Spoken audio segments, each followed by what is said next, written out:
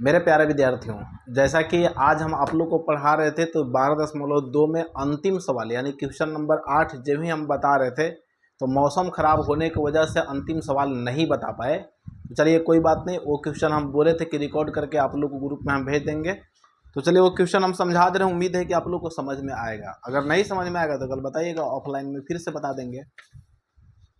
देखिए सवाल नहीं लिखे हैं क्योंकि सवाल लिखने में समय ज़्यादा लगता और व्हाइट बोर्ड अगर भर जाता तो फिर से मिटका मिटका के लिखना पड़ता। देखिए क्वेश्चन नंबर 8 7 तक तो आप लोग बता ही चुके हैं।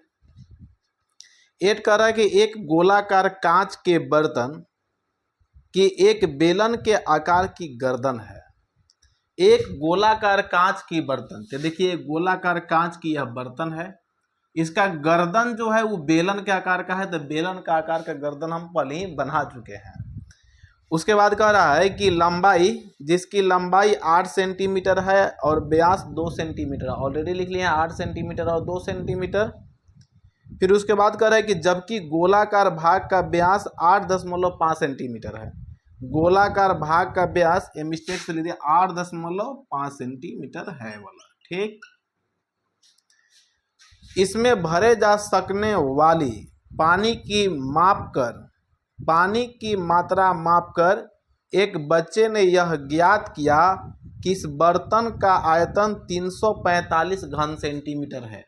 एक लड़का देखो माप करके बताया कि 345 घन सेंटीमीटर आएगा, ठीक। उसके बाद कह रहा है कि जांच कीजिए कि उस बच्चे का उत्तर सही है या नहीं और पाई का मान 3.14 रखना है। तो चलिए यहाँ पर देखिए, वही मापना है कि इसमें पहले जो देल है वो तो लिख लेंगे। यहाँ पर देखिए देल है हमको ऊंचाई एच का मान देल है 8 सेंटीमीटर। साथ ही साथ यहाँ पर देखिए जो छोटका त्रिज्या छोटा आर से लिखेंगे, त्रिज्या आर बराबर सूत्र होता है व्यास बटा में 2 अर्थात d/2, तो 2 बटा में 2 हो जाएगा, काटेंगे तो 1 आएगा बराबर 1 सेंटीमीटर। फिर देखो नीचे वाला बड़ा व्यास है तो इसको बड़ा आर लिखेंगे, फिर d/2 8.5 बटा में 2 सेंटीमीटर। इसी में ऐड कर दे रहे हैं, पाई के मान 3.14 रखना है तो 3.14। इसमें भरे जा सकने वाली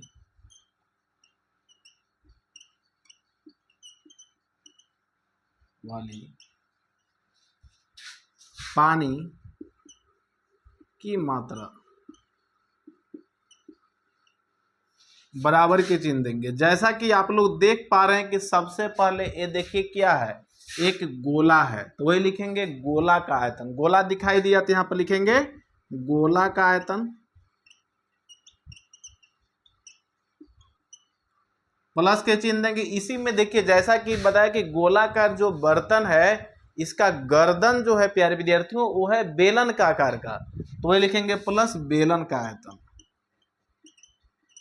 बेलन का आयतन हम लोग जानते हैं कि गोले का आयतन बराबर सूत्र होता है 4/3 पाई आर क्यू। तो देखिए इसमें जो त्रिज्या है वो बड़ा वाला है तो इसलिए बड़ा आर के पावर 3 लिखेंगे, प्लस के चिन्ह देंगे। बेलन का आयतन बराबर सूत्र होता है पाई आर स्क्वायर एच, तो वही लिखे हैं पाई आर स्क्वायर एच। यहाँ तक उम्मीद है कि आप लोग को समझ में आया होगा। अब चलिए आगे देखिए, बराबर के चिन्ह देंगे 4/3। पाई के मान इसमें रखने के लिए बोला था 3.14, तो गुने लिखेंगे 3.14 गुने आर। बड़ा आर के मान यहाँ पर 8.5/2 है तो लिखेंगे 8.5/2। इसका पावर 3 है तो पावर 3, प्लस के चिन्ह देंगे। फिर पाई के मान 3.14 गुने छोटा आर के मान यहाँ पर 1 है तो 1 के स्क्वायर गुने एच के मान यहाँ पर देखिए कितना आया है 8, तो यहाँ पर 8 लिख देंगे। फिर बराबर के चिन्ह देंगे, एक बार देख यहाँ पर लिख लेंगे 4/3 गुने 3.14 गुने 8.5 के पावर 3 दिल है तो इसको 3 बार लिखेंगे 8.5/2 गुने 8.5/2 गुने 8.5/2, प्लस के चिन्ह देंगे। यह 3.14 गुने 1 के पावर 3 करेंगे तो 1 ही होगा गुने 8। अब यहाँ पर देखिए काट रहे हैं, ये दो खत्म हो जाएगा तो 4 खत्म, ये 2 से काटेंगे तो देखिए 2 एकम 2, 2 पचे 10, 2 सत्ते 14, इतना आ गया। अब चलिए इधर बढ़ जाते हैं।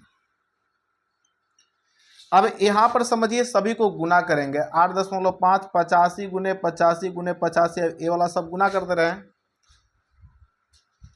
96 41 96 41 76 25, 76 25 बटा में हो जाएगा 3, प्लस के चिन्ह देंगे। इधर देखिए गुना कर रहे हैं, इधर तो देखिए 8 से 4 में गुना करेंगे, 8 को 32 के 2 हासिल 3, 8 कम 8 और 3 असलिया 9 10 11 के 1 हासिल 1, 8 के 24, अब 1 हो जाएगा 25।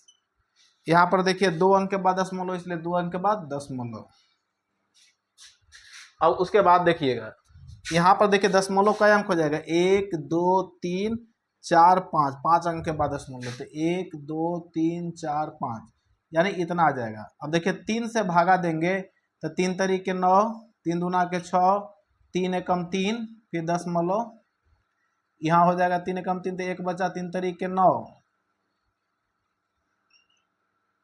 9 2 3 9 27, 9 हो जाएगा, ठीक, प्लस हो जाएगा 25.12। अब इसको जोड़ेंगे तो यहाँ पर देखिए 9 2 11 के 1 हासिल 1, 3 अब 1 4 1 से लिया 5 दशमलव, फिर 5 अब 1 हो जाएगा 6, 2 और 2 यहाँ हो जाएगा 4 और 3 और 2 5, यानी आ गया 546 दशमलव। रुके रुके गड़बड़ हो रहा है का जी, ये तो गलती हो गया यहाँ,